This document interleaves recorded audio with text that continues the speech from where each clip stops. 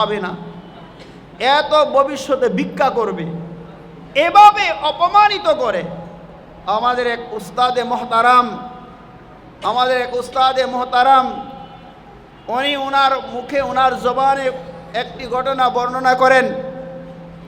তিনি বলেন, আমি জেনারেল শিক্ষায় শিক্ষিত ফ্যামিলির ছেলে ছিলাম।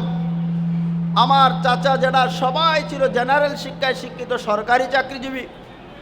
তো আমার বাবা যখন আমাকে মাদ্রাসায় ভর্তি করালো, তখন আমার চাচারা বলেছে যে ভাই তো ছেলেটাকে মাদ্রাসায় ভর্তি করাইছে, এত ভবিষ্যতে বাদ পাবে না।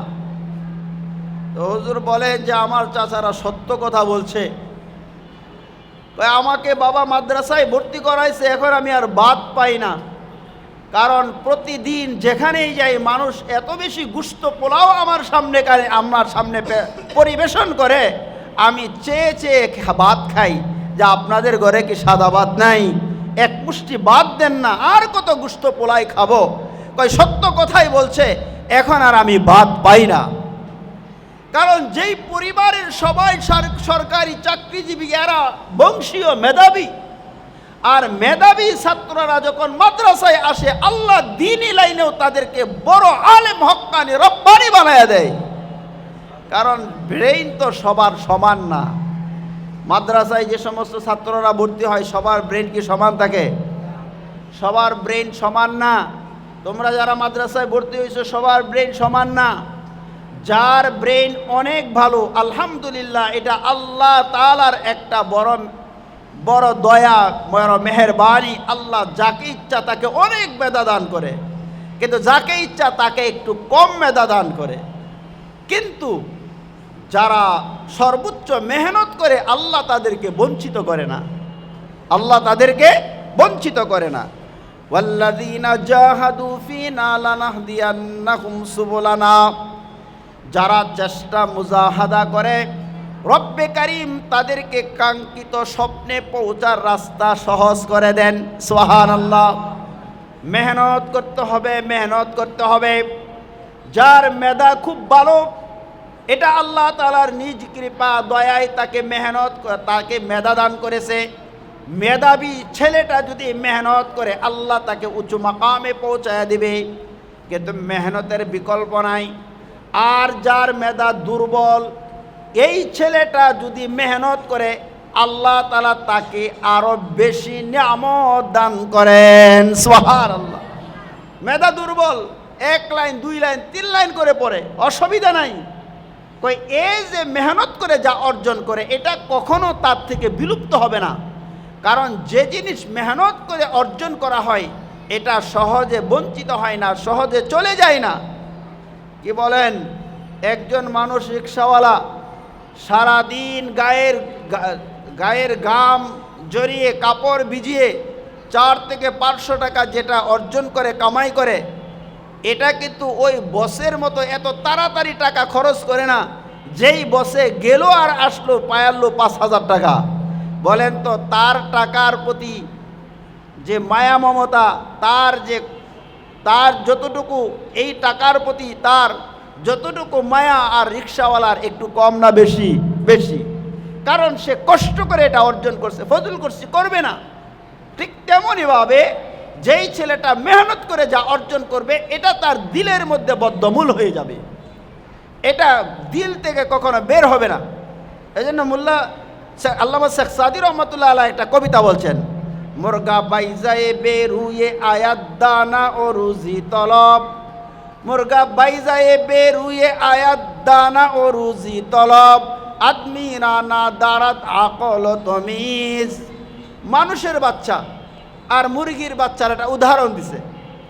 মুরগির বাচ্চা ডিম থেকে ফুটেই কামাই সুদ, নিজেই টুকটুক করে খাবার খুঁজে খেতে পারে। মুরগির বাচ্চাকে ফিডার খাওয়াইতে হয়, মুরগির বাচ্চারে সুজি রান্না করে খাওয়াইতে হয়, দুধ খাওয়াইতে হয় না। ডিম থেকে ফুটেই কত তার জেহেন ভালো, নিজে টুকটুক করে খাবার খুঁজে খেয়ে ফেলে, কত ব্রেইন তার সচেতন। কিন্তু মুরগির বাচ্চা বাঁচে কতদিন? 60 বছর। কতদিন বাঁচে? ব্রয়লারের মুরগি 22 দিন 24 দিন, এরপরে আল্লাহু আকবার। দেশি মুরগি সর্বোচ্চ 6 মাস, সর্বোচ্চ 6 মাস। মানে যার ব্রেইন যত দ্রুত চলে আসে এটা খুব দ্রুতই বিলুপ্ত হয়ে যায়। আদমিরা না দারাত আকল ও তমিজ, কিন্তু মানুষের বাচ্চা তার কোনো আকল থাকে না, তমিজ থাকে না। একে পুঙ্খানুপুঙ্খানুভাবে লালন পালন করে যখন তার বয়স প্রাপ্ত বয়স্ক হয়, এরপরে আল্লাহ তাআলা তার জেহেনের মধ্যে যা দান করে এটা 60 থেকে 70 বছর থাকে। তার মানে হলো দীর্ঘদিন মেহনত করে যা অর্জন করা হয় এটা দীর্ঘদিন তার মধ্যে স্থায়িত্ব থাকে। দাওরায়ে হাদিস পর্যন্ত যে কিতাবগুলো আছে, এই কিতাবগুলোর মধ্যে সবচেয়ে কঠিন দুইটা কিতাব, একটা হলো মুখতাসারুল মাআনি, আরেকটা হলো শরহে আকাইদ। এই দুটা কিতাবের লেখকের নাম সাআদউদ্দিন। লেখকের নাম কি? সাআদউদ্দিন। এই ঘটনাটা বলছি তলেবে ইলমদের উদ্দেশ্যে, তোমরা ভালো করে শুনো। তো সাআদউদ্দিন তাফতাজানি রহমাতুল্লাহি আলাই জীবনের প্রাথমিক সময়ে তিনি খুব দুর্বল ছাত্র ছিলেন, একবারে মেধা কম ছিল, তিনি অনেক পড়তেন কিন্তু মনে থাকতো না, কিন্তু মেহনত ছেড়ে দিতেন না, প্রচুর পরিমাণের মেহনত করত। আল্লামা সাআদউদ্দিন তাফতাজানি রহমাতুল্লাহি আলাই তিনি একদিন পড়তে পড়তে কিতাবের উপর মাথা রেখে একটু ঘুমিয়ে গেলেন।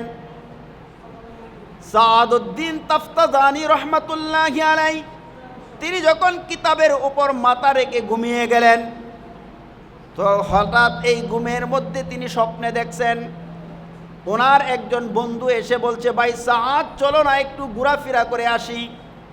স্বপ্নে সাআদউদ্দিন তাফতাজানি রহমাতুল্লাহি আলাই তার বন্ধুকে বললেন, ভাই তুমি তো অনেক মেধাবী, ঘোরাফেরার সুযোগ পাও, কিন্তু আমার মেধা তো খুব দুর্বল, আমি ঘোরাফেরা করতে পারবো না, আমাকে একটু মেহনত করতে সুযোগ দাও, আমি কিতাব পড়ব। স্বপ্নে এভাবে 3 বার 3 জন বন্ধু এসে ঘোরাফেরা করার দাওয়াত দিল। 3 বার তিনি একই জবাব দিলেন, আমার জেহেন খুব দুর্বল, ঘোরাফেরা করার সুযোগ তো আমার নাই, আমাকে মেহনত করতে দাও। 4র্থ বার স্বপ্নে তার এক বন্ধু এসে বলছে, ভাই সাআদ তোমার জন্য তো বিশ্বনবী মুহাম্মদ আরবি সাল্লাল্লাহু আলাইহি ওয়াসাল্লাম অপেক্ষা করছে। সুবহানাল্লাহ। সাআদউদ্দিন তাফতাজানি রহমাতুল্লাহি আলাই তিনি খালি মাথায় খালি জুতায় একটা দৌড় দিলেন। দৌড় দিয়ে দেখলেন সত্যি একটা গাছের নিচে বিশ্বনবী মুহাম্মদ আরবি সাল্লাল্লাহু আলাইহি ওয়াসাল্লাম দাঁড়িয়ে আছে। আল্লাহর হাবিব জিজ্ঞেস করলেন, সাআদ তোমাকে আমি 3টা সংবাদ দিলাম, কেন আসলে না? সাআদউদ্দিন তাফতাজানি তিনি বললেন, ইয়া রাসূলুল্লাহ তারা তো আপনার কথা বলে নাই, আর আমি 3 বার একই উযর পেশ করেছি, আমার তো একেবারেই জেহেন দুর্বল, আমি মেহনত করার জন্য বলেছি। ইয়া রাসূলুল্লাহ আমি তো অনেক পড়ি কিন্তু আমার মনে থাকে না। আল্লাহর হাবিব সাআদউদ্দিন তাফতাজানিকে উদ্দেশ্য করে বলছেন, ইফতাহ ফাহমাকা ইয়া সাআদ, হে সাআদ তুমি তোমার জবানটাকে একটু খুলো। সাআদউদ্দিন তাফতাজানি রহমাতুল্লাহি আলাইহি জবানটাকে খুললেন। আল্লাহর হাবিব সাল্লাল্লাহু আলাইহি ওয়াসাল্লাম নিজের জবান থেকে একটু লালা মুবারক সাআদউদ্দিন তাফতাজানির জবানে প্রবেশ করায় দিলেন। সুবহানাল্লাহ সুবহানাল্লাহ। সাআদউদ্দিন তাফতাজানি আল্লাহর হাবিবের দেওয়া জবানের এই লালার মিষ্টতা অনুভব করলেন। এর বরকতে আল্লাহ তাআলা ওনার জেহেনকে এমনভাবে খুলে দিলেন, এমনভাবে খুলে দিলেন, এখন ওনার লিখিত কিতাবগুলো পড়ানোর জন্য উস্তাদ খুঁজে পাওয়া যায় না। সুবহানাল্লাহ সুবহানাল্লাহ। তার মানে মেহনতের বিকল্প নাই। এতটা মেহনত করত যার কারণে আল্লাহ তাআলা ওনার জেহেন এমনভাবে খুলে দিয়েছেন, এখন ওনার লিখিত কিতাবগুলো পড়ানোর উস্তাদ খুঁজে পাওয়া যায় না। সুবহানাল্লাহ সুবহানাল্লাহ। আমাদের ছেলেপেলেরা তো মেহনত করে না, 1 লাইন যদি মুখস্থ না হয় তাহলেই অধৈর্য হয়ে যায় যে আর কত পড়বো। অথচ বারবার যদি পড়তে থাকে, যতই কম হোক, যেই ছাত্রটা 2 লাইন 3 লাইন করে সবক শোনায়, ওই ছাত্রটার জেহেন যদি আল্লাহ তাআলা